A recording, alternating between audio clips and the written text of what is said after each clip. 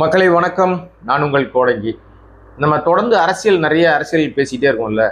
Cinema தரப்பில் என்ன நடக்குது அப்படின்றத பெருசாக நம்ம நேயர்களுக்கு சொன்னதே இல்லை. இப்போ சினிமாலேயும் ஒரு சின்ன பஞ்சாயத்து ஒன்று ஓடிட்டு இருக்கு. அந்த பஞ்சாயத்து என்ன அப்படின்னு சொன்னால், நடிகர் அஜித். ஏன்னா இப்போ விஜய் சினிமாவில் எதேதோ மக்கள்கிட்ட சொல்லி ஆட்சியை பிடிச்சிட்டாரு. அஜித் அரசியலுக்கு வந்திருந்தா அவரும் ஆட்சியை பிடிச்சிருப்பாரு அப்படின்னு ஒரு சாரார் பேசிக்கிட்டு இருக்காங்க. ரஜினி சொல்லிட்டாரு, ஒருவேளை நான் வந்திருந்தா நானும் கண்டிப்பா ஆட்சியை பிடிச்சிருப்பேன் அப்படின்னு அவருடைய பேட்டிலேயே சொல்லியிருந்தாரு. நிஜமாவே அஜித்துக்கு அந்த வாய்ப்பு இருக்கா? அஜித் அதுக்கான ஆசைப்படுகிற வேலையில இருக்காரா அப்படின்லாம் இப்போ பேச ஆரம்பிக்கிறாங்க நிறைய பேர். நேற்றைக்கு கூட பார்த்தீங்கன்னா ஒரு ஆர்டிஓ ஆஃபீஸ்க்கு ரொம்ப எளிமையாக வந்தார். அவர் சில விஷயங்கள்லாம் அவர் ஃபார்மாலிட்டிஸ்லாம் முடிச்சுட்டு போனார். எந்த பந்தாவும் இல்லாமல் வந்தார். எல்லாரும் அவரோட சேர்ந்து செல்ஃபிலாம் எடுத்துக்கிட்டாங்கலாம் சொன்னாங்க இல்லையா. அஜித் எப்பவுமே எளிமையானவர். நான் பழகியிருக்கேன், இன்னும் நல்ல நட்போடு இருக்கேன், அவர்களோடு தொடர்ந்து நிறைய விஷயங்கள் எனக்கு தெரியும்ன்றதுனால அஜித் குறித்ததான ஒரு தகவல் இன்னைக்கு வந்திருக்கு. அது என்ன அப்படின்னா, இப்போ அஜித் பெரும்பாலும் விளம்பர படங்களை நடிக்கிறது இல்லை. ரொம்ப நாளாக அவர் அந்த விளம்பர படங்கள் நடிக்காமல் இருந்தார். பட் ஆனால் இப்போ இந்த கார் ரேஸ் அப்படின்னு சொல்லி போன பிறகு அவருக்கு நிறைய பொருளாதார தேவை இருக்கு.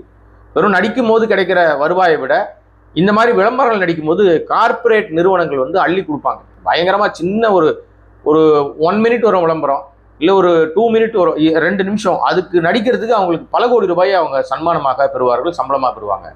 அந்த அடிப்படையில் அவர் நீங்கள் அவர் கார் ரேஸ்லாம் பார்த்தீங்கன்னா நிறைய லோகோ ஒரு பனியனில் இருக்கும். அது எல்லாமே ஸ்பான்சர்ஸ் தான்.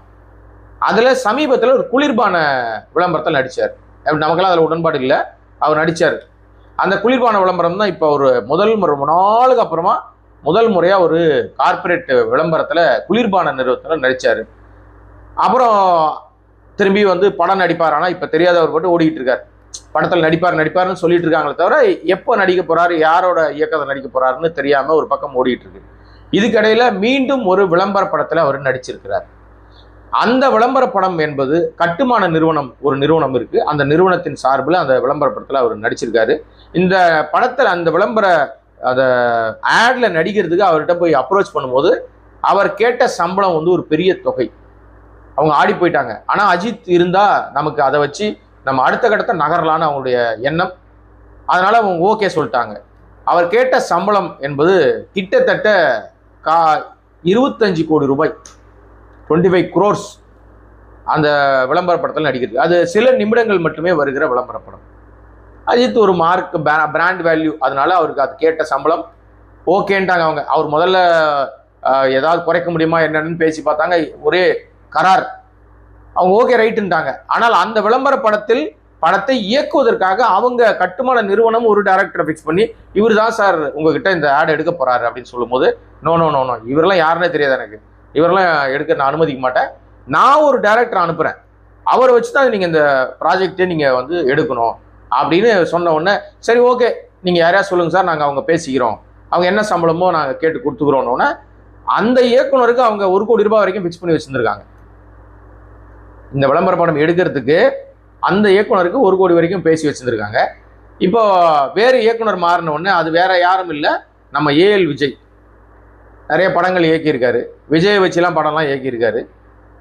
அவர் ஏற்கனவே ஏஎல் விஜயும் அஜித்தும் இணைந்து ஒரு படம் பண்ண போறாங்கன்னு ஒரு பேச்சு ஓடிக்கிட்டு இருக்குது. இப்போ அவரை அஜித் தான் சொல்றாரு, இவரை வச்சு நீங்க இந்த விளம்பர படத்தை எடுங்கன்னு. அவர்கிட்ட போய் பேசினா அவர் சொன்ன சம்பளம் கேட்டு அந்த நிறுவனமே தலை சுத்தி போச்சு. அப்புறம் வேற எங்க பேசி ஓகே சொல்லி விளம்பர படம் எடுத்து கொடுக்கறதுக்கு அவருக்கு 5 கோடி ரூபாய், சில நிமிடங்கள் எடுக்கிற படத்துக்கு, அதுவும் ஓகே சொல்லிட்டாங்க. இந்த விஜய் அவர்களை அறிமுகப்படுத்துறாருல ஒருத்தர், அவருக்கு 1 கோடி ரூபாய் கொடுக்கணும்னாங்களாம், அதுவும் ஓகே சொல்லி கொடுத்தாச்சு. எல்லாம் கொடுத்து முடிச்சு அந்த விளம்பர படம் எடுத்துட்டாங்க. எடுத்துட்ட பிறகு இப்போ அந்த விளம்பரத்தை வெளியிட வேணாம், இப்போ சூழ்நிலை சரியில்லை.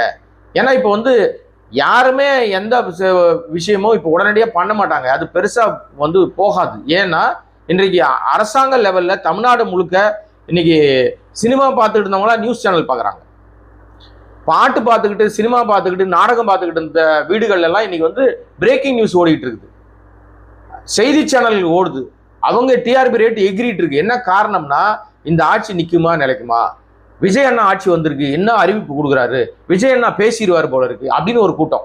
விஜய்க்கு ஆதரவா பார்க்குற ஒரு கூட்டம். இன்னொரு கூட்டம் அதிமுக பஞ்சாயத்து ஆகி போச்சு, அதிமுக மொத்தமே காலி ஆயிடும் போல இருக்கு, எல்லாம் ஒரு பக்கம் தாவேக்கா கோடி போயிருமோ, இன்னொரு பக்கம் திருமாவளவன் திடீர்னு வந்து சப்போர்ட் பண்றாரு, திடீர்னு திட்டுறாரு, பிச்சுக்கிட்டு வெளியில வந்துருவாரா, இப்படின்னு நிறைய சம்பவங்கள் ஓடிக்கிட்டே இருக்கிறதுனால செய்தி சேனல்கள் தான் இன்னைக்கு வந்து டிஆர்பி ரேட்டிங்.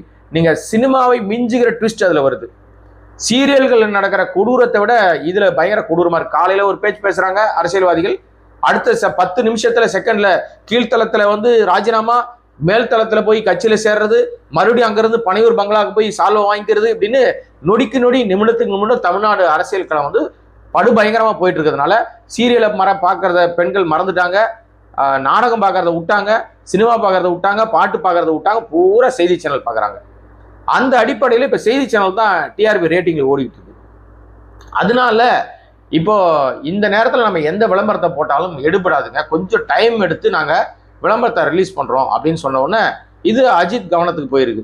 அஜித் தரப்பு இல்லை, நோ நோ நோ நோ, எடுத்துட்டீங்க, அதை உடனே ரிலீஸ் பண்ணுங்க, காலதாமதமெல்லாம் பண்ணக்கூடாது, உடனே பண்ணுங்க அப்படின்னு கரார் காட்டியிருக்காங்க.